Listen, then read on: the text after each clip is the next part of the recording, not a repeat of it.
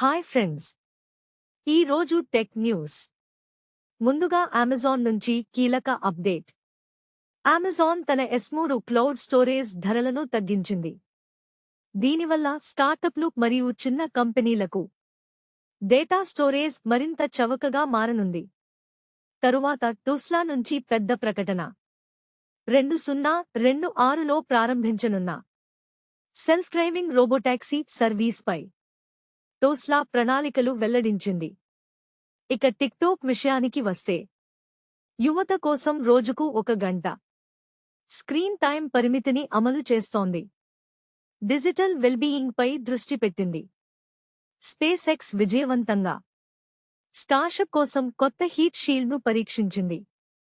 ఇది రాబోయే అంతరిక్ష మిషన్లకు కీలకం. స్నాప్చాట్ గ్రూప్ స్టోరీస్ అనే కొత్త ఫీచర్ను ప్రవేశపెట్టింది.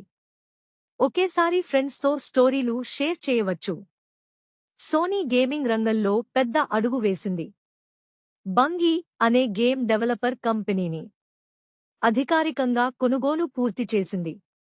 చివరగా యాపిల్ కొత్త సెక్యూర్ మెసేజింగ్ యాప్పై పనిచేస్తోంది.